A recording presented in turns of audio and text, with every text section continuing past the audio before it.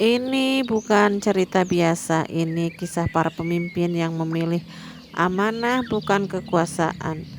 Ketika dunia gelap setelah wafatnya Nabi, siapa yang menjaga tetap menyala? Inilah kisahnya. Assalamualaikum warahmatullahi wabarakatuh. Sementara itu Bani Fatimiyah atau Fatimid, walaupun mereka tidak terlalu populer dan dianggap sebagai pengkhianat oleh Imam Asyuyuti, namun demikian mereka juga telah berhasil memberikan sumbangan abadi bagi peradaban umat Islam yang hingga kini bisa dinikmati, yakni berdirinya satu universitas Islam tertua di dunia yang bernama Al-Azhar, yang awalnya berupa masjid yang dibangun oleh Jahwar al-Sikili pada tahun 970 Hijriah. Di tempat inilah berbagai ilmu dipelajari, bukan hanya masalah fikih dan hukum, namun juga sejarah dan puisi. Masjid yang dibangun oleh Ja'far ini secara resmi dijadikan universitas oleh Al-Aziz, salah seorang penguasa dinasti Fatimiyah. Di samping itu pula pada tahun 1005, Al-Hakim membangun satu akademi yang dia namakan dengan Darul Hikmah atau Darul Ilmi, yang berusaha dijadikan sebagai pusat penyebaran ajaran-ajaran Syiah. Namun akademi ini tidak berusia panjang, bahkan yang pernah ditutup pada tahun 1119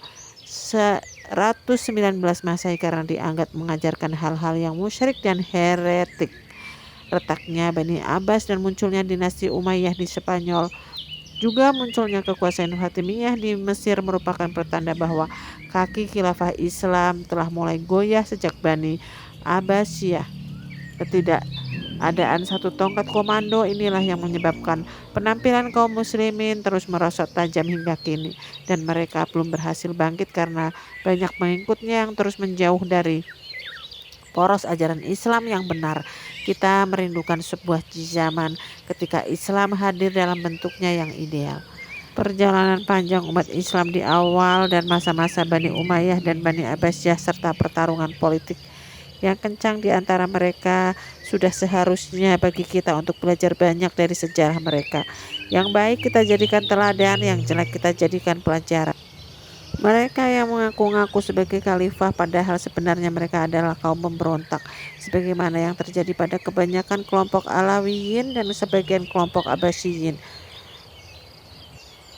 Khalifah-khalifah dari kalangan Ubaidiyyin, sebab pemerintah mereka dianggap tidak syah dengan alasan-alasan sebagai berikut. Yang pertama, mereka bukan berasal dari keturunan Quraisy, walaupun kebanyakan orang-orang awam menyebut mereka sebagai orang-orang Fatimiyin yang tentunya dinisbahkan kepada Fatimah binti Rasulullah, padahal kakek moyang mereka adalah orang Majusi.